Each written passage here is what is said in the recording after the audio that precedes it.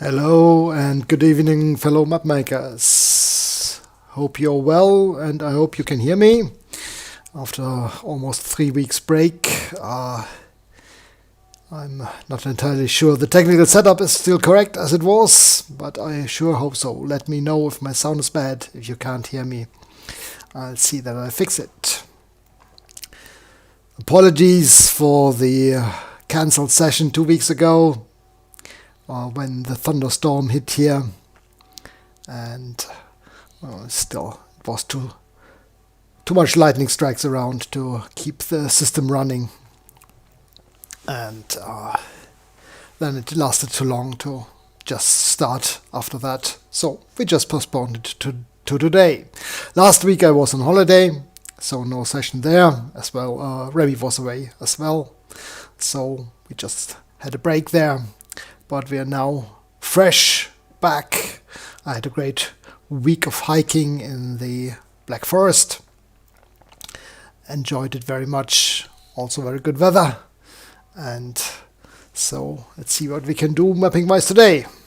I even have to adjust my seat because the cat vacated the chair behind me. I was sitting on the edge of my seat because she was not quite ready to let me sit properly. Good, sound is fine, sounds good. Good. Tonight we want to take a look at textures, specifically repeating textures in Campaign Cartographer.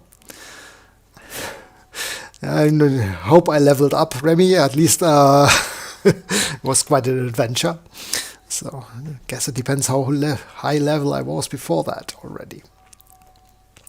Oh, sorry for the digression.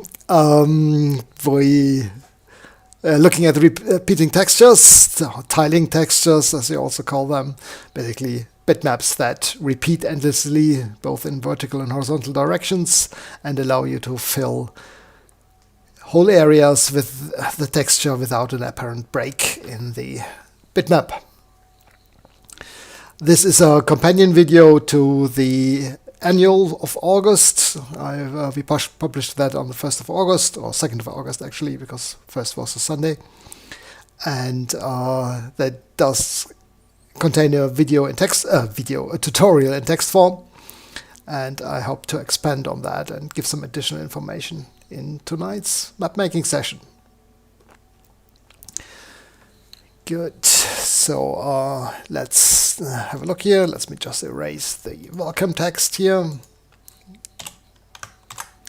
There we go. And you can see some of the textures here in the sample video. I just wanted to show you the repeating textures in here. All the grass you see in the background is repeating textures, and the stone floor pattern here in the background and the dirt texture in front of that, all of those are repeating textures. Lots of stuff in Campaign Cartographer is done via repeating textures, and you can access them, all the bitmap textures available in the map, by clicking the fill style indicator up on the top right. Let me just see up here on that is visible behind the video. Yes, I think it is. There I click, and that brings up the fill style properties dialog. I'm sorry, I have to just a sec. I do have a bit of might be allergy going on at the moment, so if I suddenly sneeze, my apologies. I'll try to turn off the mic before that happens. Good. So here we've got the bitmap files, and we've got other types of fill styles in here, but today I'm going to focus on the bitmap files, the textures. And if you click on the drop down, you'll see the different fill styles here in the map. These are fill styles from Dungeon Designer 3.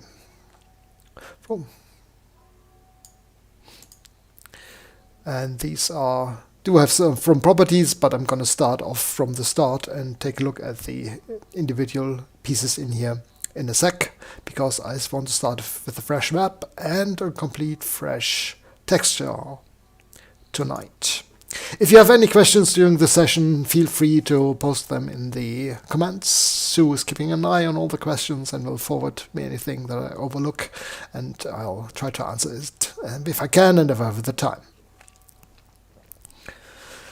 So to create textures, we do have, there's lots of different bitmap textures around on the web. You can download it from many different places, but they tend to be not freely available. You have to pay for them, or if you don't, if they're free, they're pretty bad quality.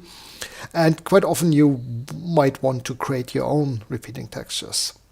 But how to do that? I can't give you a very detailed view into that because that depends very much on the software you're using. But I'll take a quick look through how I do it and how you can use Photoshop to do that. So, for example, I'm going to bring up Photoshop. Here's my Photoshop. And I've taken a picture of some ground texture I had from a tabletop building project. This is from a piece of flat terrain that I created, and it's just photographed from top down with my smartphone and then imported into Photoshop and cropped. Basically, I just cut out a section of the photo in the middle until I got a good piece that I liked, and then I resized it to one of our standard sizes. If I take a look at the build of the size of the picture. I apologize for the German interface. Unfortunately, my Photoshop is in German and I can't change that to English, so we'll have to do with that. I'll try to give the English names of commands and stuff where I can. But there's also very good tutorials for creating tiling textures out on the web, and I should probably put a link to one of those in the description of the video later. Okay, here's my image size, and I've selected, rescaled the square section I cut from my photograph to 1000 by 1000 pixels. And this is a common size we use for floor plan type textures, grass, stone, earth backgrounds. It's just a convenient size that you can calculate sizes quickly, but it's not too large to take up too much space on the hard drive and too much time to display in Campaign Cartographer. So I will resize this to 1000 by 1000 pixels. So I've got a section that I want to use in my map. Problem is, this is not a repeating texture. Let's take a quick look and just import this into Campaign Cartographer. So first I'm going to save this and save the file type PNG. I see you already have saved it once here. Then I'm going to go to my program data file, and this is the CC3 Plus program data folder, and bitmap textures you should normally save under bitmaps. And then we've got a one for tiles, and I created a folder custom here. You can call it user or your own name or whatever you like, just for textures that are not included in the default Campaign Cartographer install. So let's call it sand1, and I'm saving it as a PNG file. Portable network graphics format that's very effective and we use most often in Campaign Cartographer. It has the advantage of a JPEG that it is lossless, so no loss in the bitmap quality from compression, and it does allow transparencies. So we'll save this, and now I'm going to go back into Campaign Cartographer. And here I'm going to start a new map because I don't want any of the pre-drawn stuff. I'm going to choose map type dungeons, and I'm going to go for a symbol set 2 template because that is a fairly photographic type textures that it includes by default, and I think the image I created might be a good match for that. Then I'm going to create a smaller map to start, finish, and save the map. Here's my background, which see it already has a bitmap texture, and you can already see on this image a bit of a problem that can appear with bitmap textures.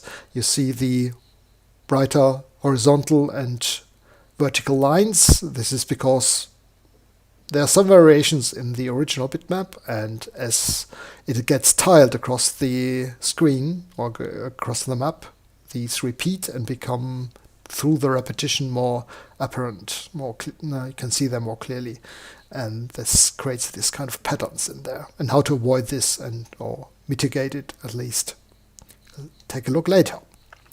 For now, I want to import my bitmap texture. How to do that? We do have a command for that in Campaign Cartographer. It's under Tools, and there it is, Import Bitmap Fill Styles. First, I've got to select the source folder. This always imports all PNG or bitmap files from one folder, because that's the most common thing to import textures. It does have the bitmaps, the Campaign Cartographer program data folder as the default. That's why I end up here by default, and I was looking at bitmaps and I saved it under tiles and then under custom, and there's my sand texture. Having this within the program data folder allows me to set the make path option to relative to CC3 path. If not, will either have to use the absolute path or relative to the current drawing. The first option is usually the best to use, because that allows you to just move it to a different CC3 installation if you copy it over to a laptop or install on a new computer. Also gives everybody, if you're sharing it, to a common location to put stuff. You could also include it with to the current drawing, but that way it's not available to other maps easily in Campaign Cartographer. So this is the default I usually use. Transparencies for PNG files, you want to stick with alpha transparency. That means any alpha channel in the PNG file that has transparencies, meaning you have transparent holes in your PNG file, will retain that transparency in Campaign Cartographer. The other stuff is not normally necessary to change. This is from older styles where you set up transparency in a different way. What you can do, you can create other resolutions. This helps Campaign Cartographer display the textures at different zoom levels more quickly, because it automatically uses a lower resolution bitmap at that scale. I'm not going to use it for this tutorial because it just creates extra files which can get a bit confusing when I'm showing off the folder contents and stuff. So I'll leave this off for now, but you can usually use this, especially if you have large bitmap textures. I want to get rid of the suffix. Suffix can be useful if you have a large number of bitmap textures in the map and want to differentiate them from original ones, or just be able to find stuff more easily. Or actually, I can attach a suffix, so I'm not in the danger of overwriting another fill style that has the same name as the bitmap. And very importantly, scale. Normally, you want to scale a bitmap texture in Campaign Cartographer. If you do not, the display will always scale the texture so it shows at 1 pixel on the screen to the pixel in the texture. And that means the look of the bitmap will change very drastically from or actually it won't change between zooming in. So even if you're very close in, it will look the same as you're zoomed out very far, and that's not normally what you want, because your texture shows a rock face or grass or stuff, and that should look different from very far away compared to very close up. So what size to use? This does not relate directly to the bitmap size, pixel size. We had 1000 by 1000 pixels, but instead to the drawing units in Campaign Cartographer. So what area is covered by the texture in Campaign Cartographer. So if I say I want to say my send area that I've shown in the bitmap, let's just tap quickly, say this is the bitmap texture. I say I want this to be 10 by 10 feet. Then I put that in for width and height. That means the 1000 by 1000 pixel bitmap is scaled to a 10 foot by 10 foot area in Campaign Cartographer, meaning 1 foot is 100 pixel. And that's the default bitmap scale we're using for most of our dungeon styles, at least for the official ones, for the big ones. It's the same for symbols, bitmap symbols, and other textures, and that way you can keep the scale of bitmaps consistent across the map. So this is the size we want. Fill style outlined is not something we usually do anymore. It's also a bit of a legacy option. If you do check it, you'll have a zero width outline around the bitmap. So normally we leave this off. Okay, so far so good. I just click OK. OK. And the dialog tells me I've imported one fill into the drawing. So how to find it? It's now in my list of bitmap files, and the name will start the same as the bitmap file we saved. We saved sand one, and here you can see the suffix _rs differentiates it from the official symbol set 2 bitmap A or SS2A suffix of the normal standard included bitmap textures. Just click this. Here we are. This looks very pixely. That's because the sample width that's just displayed here is just a quarter of a foot. I can put in 10 feet, and then you'll see that's the whole bitmap texture. I could also put in an even larger one, 100 feet, so we'll have the tiling in there. Or a smaller one, just half of it. And there I can actually see a bit of a quality of the texture. But this is just for display purposes in the bitmap fill properties. So not very important to set. But we do have the scale here. It's scaled to 10 by 10 foot, to 10 by 10 feet. And the alpha transparency and all the stuff we set in the import dialog. That's okay. And now this is our currently selected fill style, and in anything we draw, we'll have this fill style. Let's draw a quick polygon, and here's our bitmap texture. Now, the texture I created is obviously have certain differences to the ones that are on the map, but the most important thing, or what difference you see, we do have these lines in here. See the clear line between the different bitmap edges, or this is where the bitmap tiles, and because we don't have a repeating pattern, we do see these clear edges. So that's what we want to get rid of. You can't see anything like that in the, or just a little bit. Well, it's not. There you've got a little bit in the original one, but generally these lines are invisible. And here it is the one in our bitmap texture. So we want to get rid of that. We want to have a nice repeating pattern across the bitmap. How to do that? For that we have to go back into Photoshop.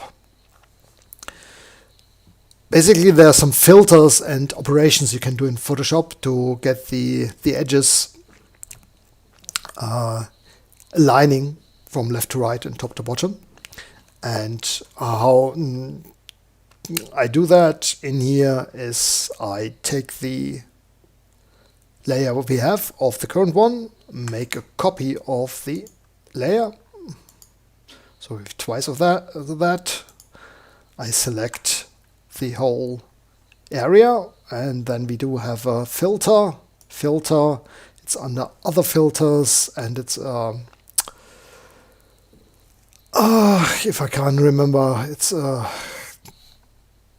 movement. No, it's not a movement effect. It's also not a distortion effect. It's a displacement effect in English. Here we go. And what we do basically, we move the bitmap half of the size of our image up and half of the size to the right. See, that's why we're using 500 pixel here, 500 pixel to the right and 500 pixel downwards. What this means is basically we are moving the edges of our bitmap into the middle. So we do have repeating textures now at the edges, but we do have the non-repeating edges in the middle of the bitmap. Doesn't help us much really yet, because if we save this, we just have the edges at a slightly different location in Campaign Cartographer. But what we can do now, we can use the eraser tool and set it to a nice convenient size. So we do have a nice big brush, 150 pixels is fine. Do a soft edge eraser brush so we don't create any hard edges again. And then I'm just gonna remove a bit of these hard edges. And what happens now is basically I'm deleting the edges on the texture on top. You can see that here on the right where I've got the gaps in there. If I hide the layer below, you can see this is what I'm deleting. And allowing the original texture to shine through at the bottom. And because that has the edges at the hard edges on the outside and the repeating pattern in the middle, the two combine to have no edges anywhere at all. So that's, I can give it a bit more variety, do some extra erase commands here. So that's looking pretty good. And now what I'm going to do, I'm going to save this as a new PNG. Save as. Again, let's go to our custom folder. Save as PNG, and I'm just going to call this send to.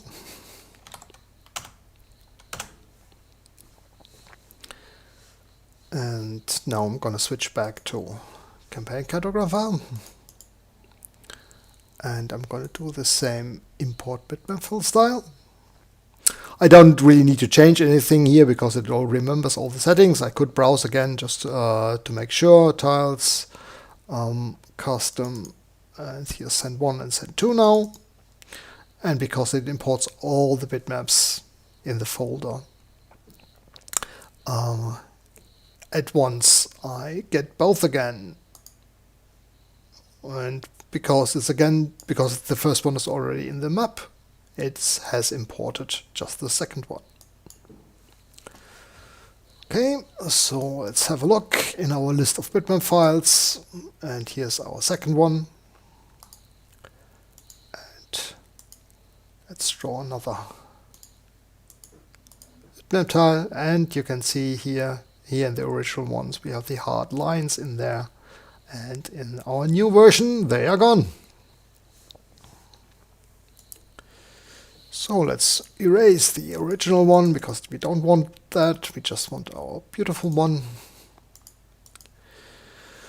And now I can take a look if I want to adjust this to match the textures in the map. As much as I can, I'd say this is a bit too small, the scale.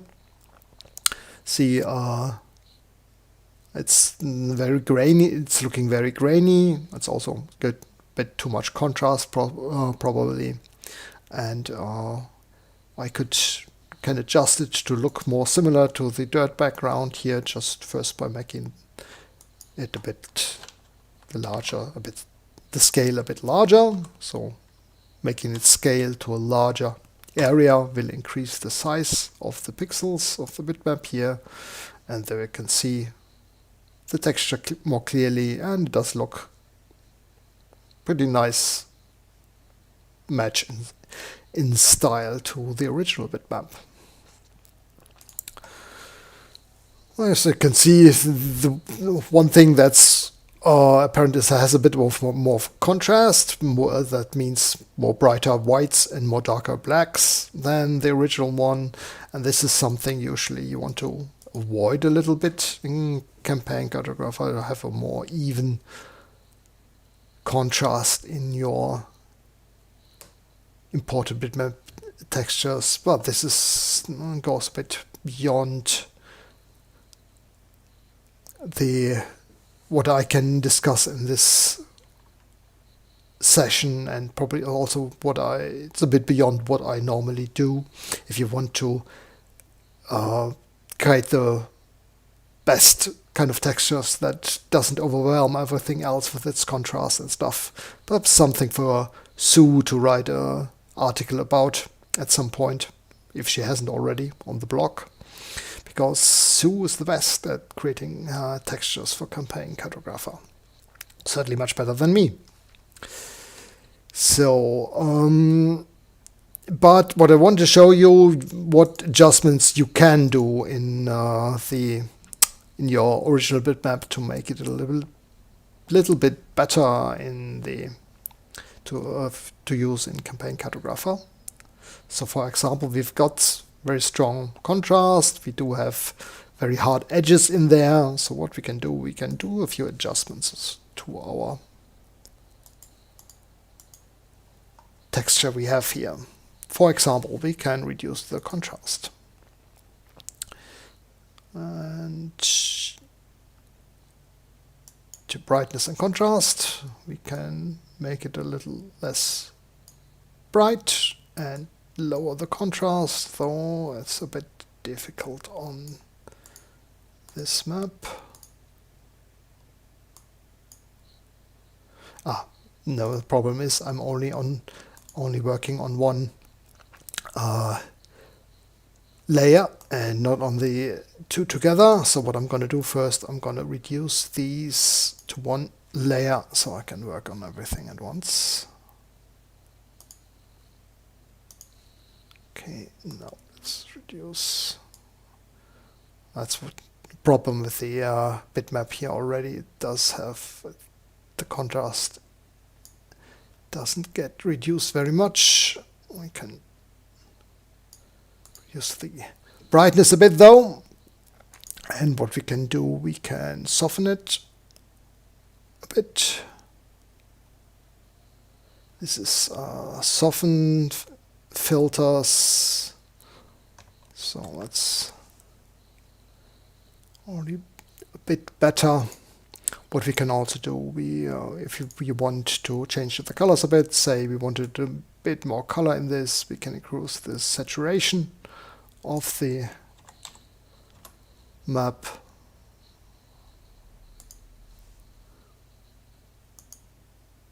And we do have a lot of different options to work with the bitmap in Photoshop, but doing this is really too much for this tutorial. I would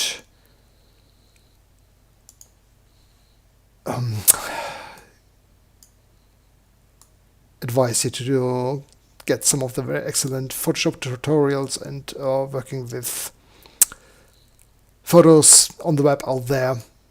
And let's see, you can work with your image in here to make the contrast less strong.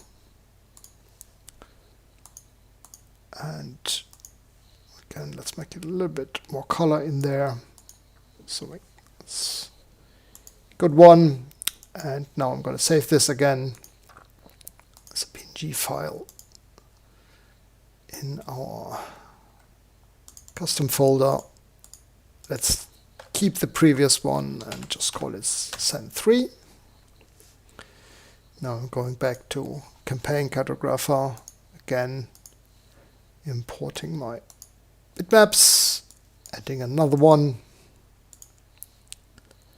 choosing the third in here.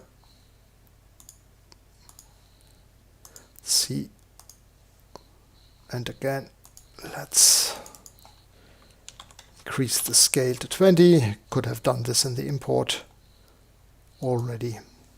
And as you can see, this is not a stronger contrast. It's not as looks as grainy as quickly as the original one. So that's a pretty good version of the texture. Good. It's looking pretty good. And just have a look at if we draw a larger area with the map. It is fairly good, but you can see the pattern in there emerging. See, that's basically, there's a bit of a brighter patch here in the map, and while this is hardly visible in the single tile of the bitmap, if you start creating a pattern with it, it becomes very apparent, and you've get these horizontal and diagonal lines created by the patterns. And this is always something that happens to me quite frequently, and which I also see quite often in user maps, that if you just fill in whole area with one of the textures, these patterns become visible and kind of spoil the overall look of the map. So what we want to avoid these in drawing textures in Campaign Cartographer. The first step is, of course, to avoid them in the original bitmap file, but they are very hard to spot, and also you can't completely avoid them because you do want some variation in your texture overall.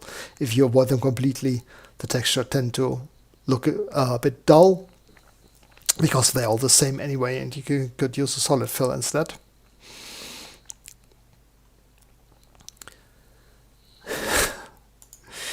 Okay. Yeah, just commenting on the Martian moon discussion here. This is actually from a terrain I created for a tabletop science fiction game, and was meant to be a Mars-like planet. So the red color that comes into here is actually from the original terrain piece, and Martian soil is quite appropriate for this. Okay, so what can we do to avoid these repeating textures? Depending on the texture we're using, one of the first things we can do is try to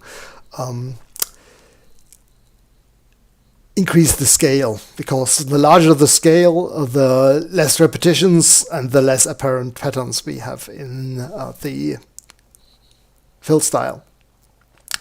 Just a quick show. So this is how the fill style looks with the repeated. And if I just increase this by a factor of 10, say 200 by 200 feet for the texture, then we do have just a little section of the original texture, and of course we don't have any repeating pattern, because our texture is so large that no repetition can occur. Obviously, this defeats the purpose of having a nice texture that shows details like rocks and sand, like here, because it gets too large. And if we zoom in, it also gets very blurry, because we do get to the limit of the bitmap where we're seeing the individual pixels very clearly. So this can be an option. So if you just have a bit of a problem with that, you might just want to increase the scale a little bit, and then that might be okay. might not, depends on the map and the size of the texture you're creating. So that's one of the things you can do, but often not the perfect solution. So what else can we do? If we set this back to original one. The next steps do need a little bit of extra work, but can be very rewarding if you want that. For example, say I create two similar textures. So what I can do, I go back into Photoshop and I'm just gonna rotate this whole thing.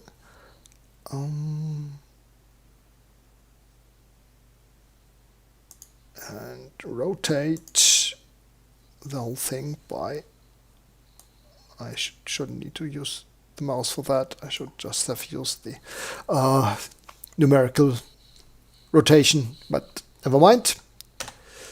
I'm going to rotate the whole image by 90 degrees and I'm going to save this as a new version. Going back to Campaign Cartographer, and I'm gonna import benefit styles again, and this time I'm gonna be clever and set the import scale correctly. So I've got a new one, and now I've got a fourth. And what I could now do is overlay that partly with the, and because that is no, sorry, I'm confused a bit there. That's not what I wanted to do. I want to zoom in a bit. I'm still drawing my circles, not hitting my commands. That's the problem. There we go. Okay, let's try that again. And just draw in a rectangle here. What this does is, because the textures are a little bit different in different directions, it breaks up the pattern. It's not that visible here right now, but if I draw this a little bit more regularly, see, across little sections of the map, what it does, it breaks up the whole pattern a bit, and the pattern becomes less strong. What can happen is, if you're looking very closely, you'll see corners where the two bitmap files meet. Let's just do an outline of the ones so I can actually see them. Here we go. See, because the two different textures meet, they are obviously not repeating anymore in comparison to each other. You'll see this break in the bitmap texture. What you can do is, to avoid that, is to put these new pieces of texture onto a new sheet. So move to sheet, put this on floors 2,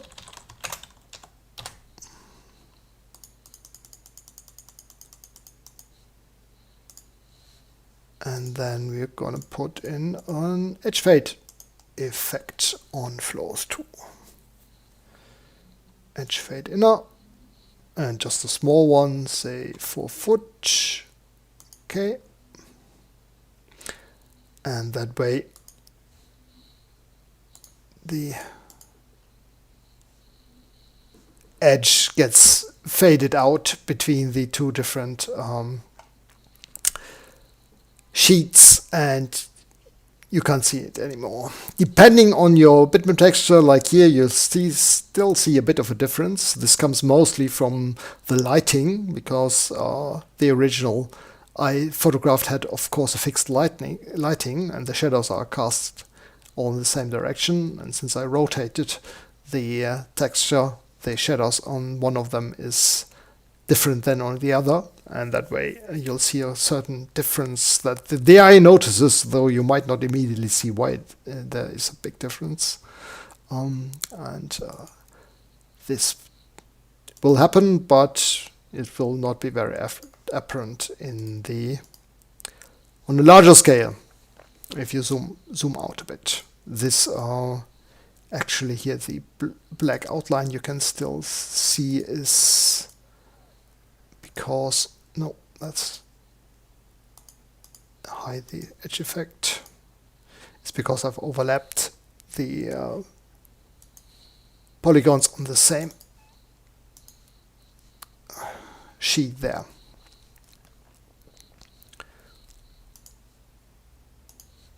Turn sheet effects again, and then you can see they are gone. So still, it does require some work, and you'll have to create multiple polygons overlaying each other, but that's fine.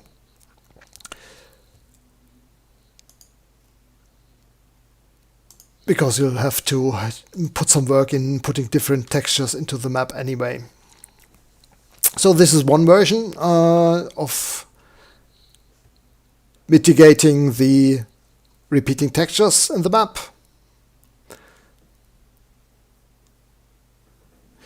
Okay, we've got a question from Saddleberry. Would normalizing the lighting help at all with the pattern, or would make it look flat and dull? Normally, normalizing the lighting would not help very much, because the lighting is not what the shadows in the map are not the cause of the patterns that appear. It's more differences in brightness or lines that are already in the texture. So you can experiment with that, but normally normalizing the lighting will not be much help.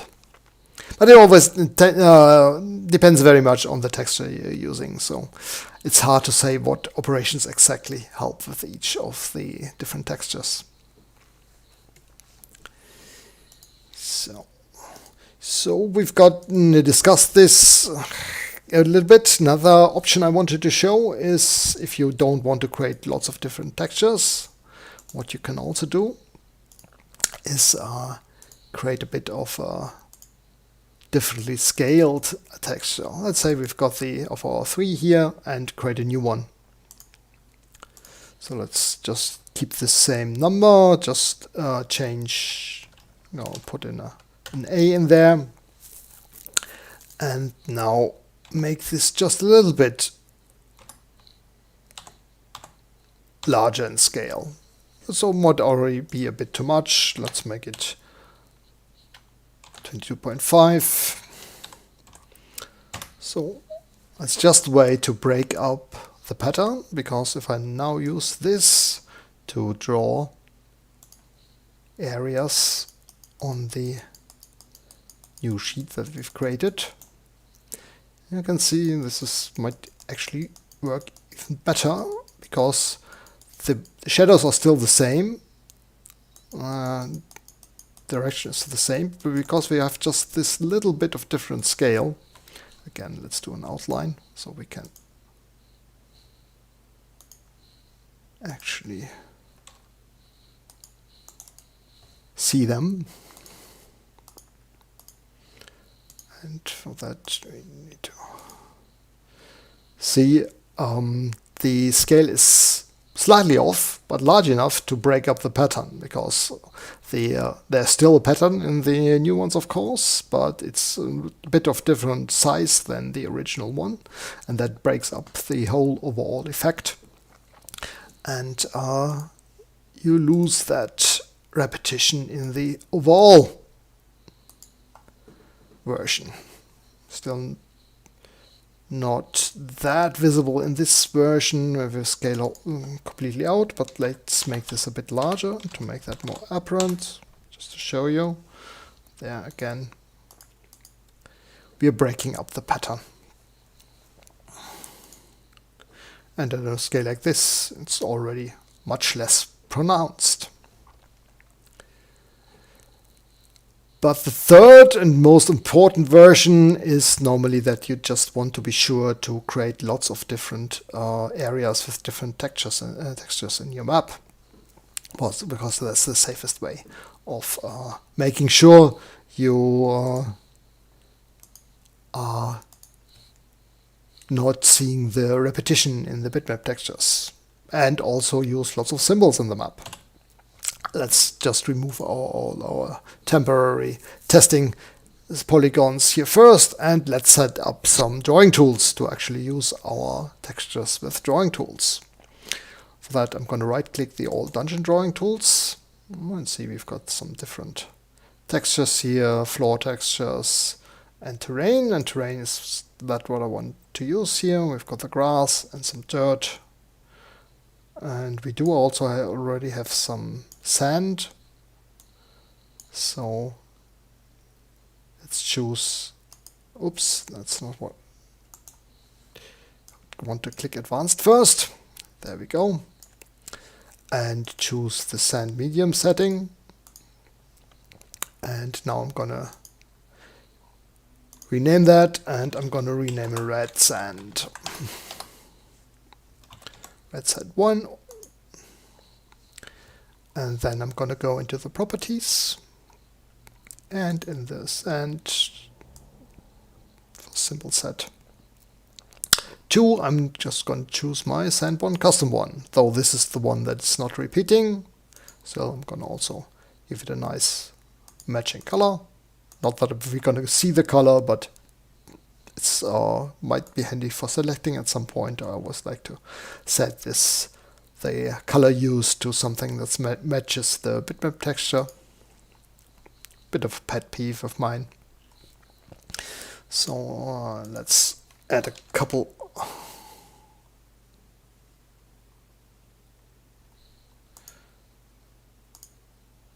sand 2 and sand 3. This is our favorite versions so far. And we can also do a red sand 4 version. And also what I'm going to do for these outside terrain options, I'm gonna make them smooth.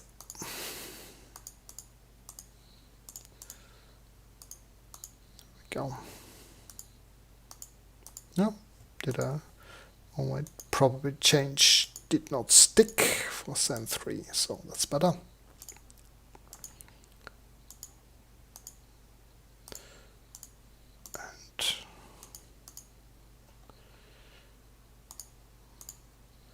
Again, choose the color, save. Okay, so what I'm going to do, I want to create perhaps a water area with some sand at the edges. So I'm gonna start off with a water area. Let's draw something alien and use a strange color for our water. Turn off snap for now.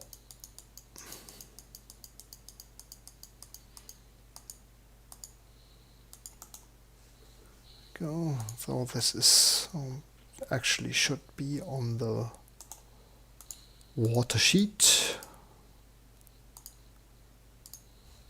Go. Oh, the water is a bit too transparent for my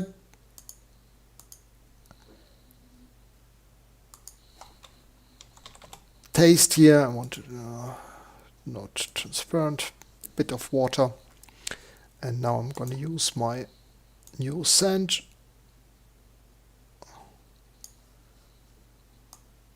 tool, if I can find it again. There we are. To outline this.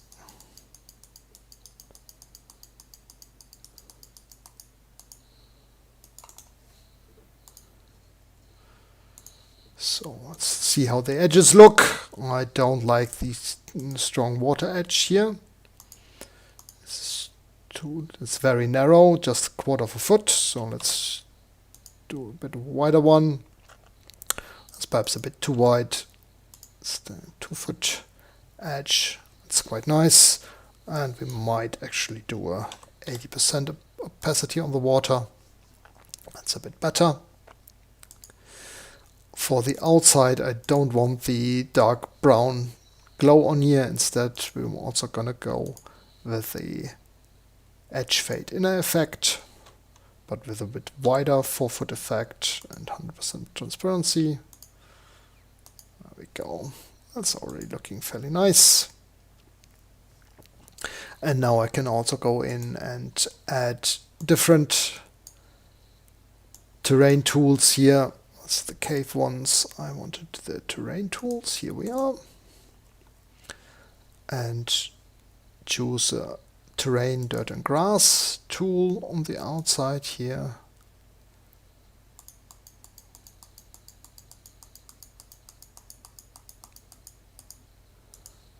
Trick is to leave a space between the two. That way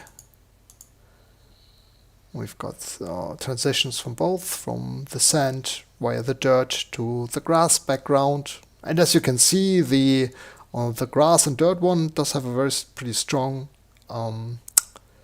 repeating texture. So what we're gonna do is we're gonna make sure we add a lot of extra textures, and again I'm gonna go for a second sheet above the outside sheet so we can apply separate sheet effects to that.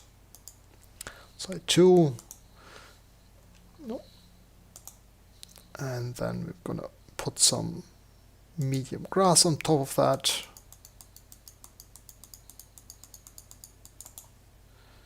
To break up the repeating pattern.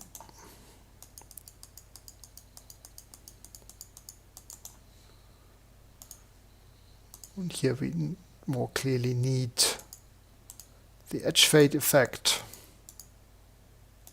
I'm copying it over from the previous one I created. Still, it's probably a bit too. Let's have a look. What did the... okay, I can see the problem probably either wasn't working on the correct sheet. Let's take a look at the grass medium. No, it does have the asterisk here, so I might not have set the current working sheet correctly. So I'm going to move these 3 to the new sheet. Yeah, that's better. And you can see the transition here. And we can also use some dark grass further off. I don't want to make the areas that I'm drawing too large, otherwise I'm just creating a new repeating pattern in them.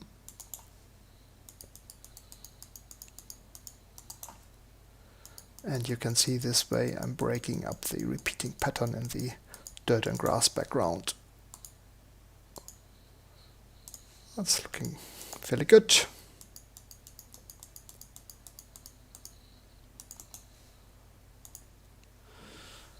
There we go. And I also want to make a little bit more use of our new sand texture. So I'm going to use the 4 version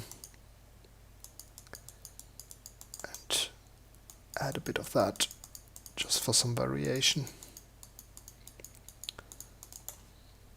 across the edges here.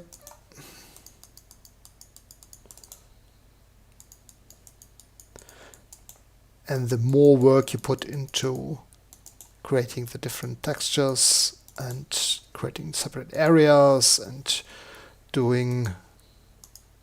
breaking up the overall appearance of one flat texture, the less apparent the tiling pattern becomes. And from here you'd now go in and start adding stuff like symbols. Say we've got some rock symbols here along the shore. I'm going to grab the brown rocks. I've got a fairly large scale map, so that way the rocks appear fairly small. Let's have a look for the trees. So we can see some larger stuff. Those would not go on the symbols flat sheet, but either on the symbols or probably on an even larger one, symbols trees.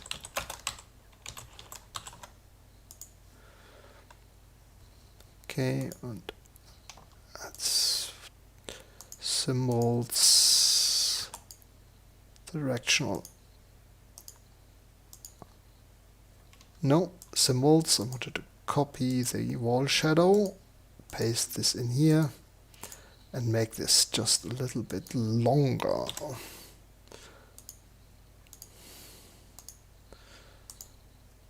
And then we can add trees here. See, with a proper shadow. And placing these will do even more work in breaking up the patterns. Bushes go on the normal symbol sheet.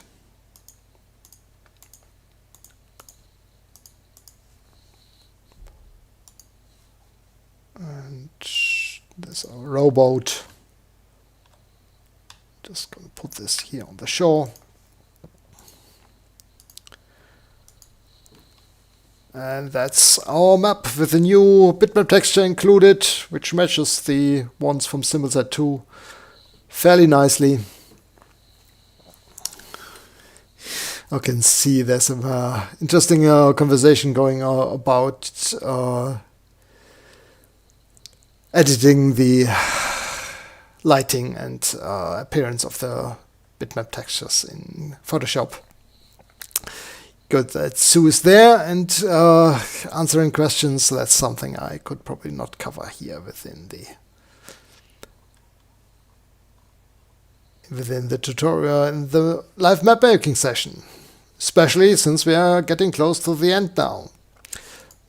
Haven't got the time to fill the whole map, but you can see we've got a nice texture here. This is already something you could use for a battle map if you just take the section here. See, adding a grid to that. Tools, draw X or square overlay, 5-foot grid, no labels, apply. Nicely softened into the oval map, and you've got a good looking map for virtual tabletop to run encounter on. And I hope I've shown you well enough how to create your own textures in Campaign Cartographer. Set them up on drawing tools, overlay them on top of each other on different sheets, and have a go at creating your own material for your maps, for your own mapping styles, whatever you're planning to do with them. Hope you liked tonight's session, and I'll see you again next week. Have a good night and keep mapping. Bye bye.